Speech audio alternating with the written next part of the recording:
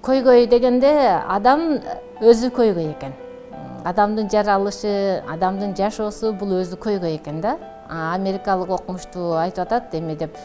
Сиз ар бир көйгөйүңүздү сүйүп жашаңыз дейт. Сиздин ар бир көйгөйүңүз бул сиз үчүн ийгилик алып келе турган көйгөй болгон үчүн сиз көйгөйдү сүйүп жашаңыз дейт. Мисалы, көйгөй качан пайда болот?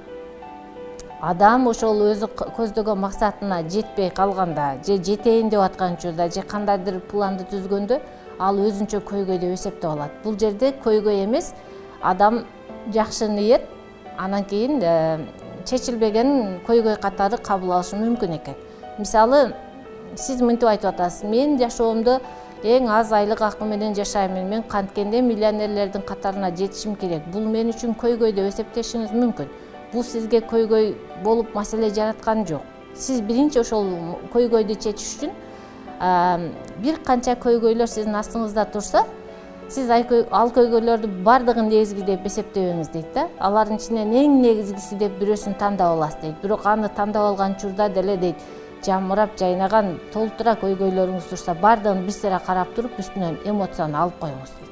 Мисалы, бүгүн мындай жумушка барышым керек, мынтишим керек, тигинтишим керек эмес. Сиз албетте бардыгын ушунун баарын көйгөй деп элестетсеңиз, мунун үстүнөн эмоцияны алып коюңуз дейт. Ар бир көйгөйгө сиз сүйүктүү, өзүңүздүн керектүү нерсеңиз катары мамиле кылыңыз дейт да. Мисалы, бул көйгөйдү сөзсүз чечпесем жашоо токтоп калат эмес.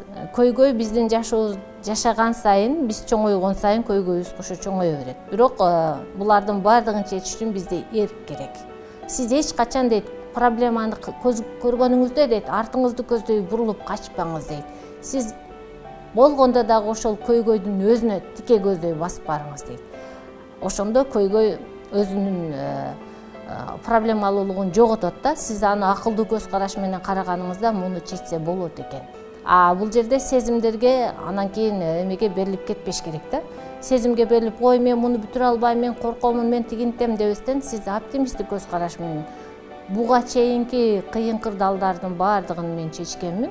Бул көйгөй алардын алдында негизги эмес.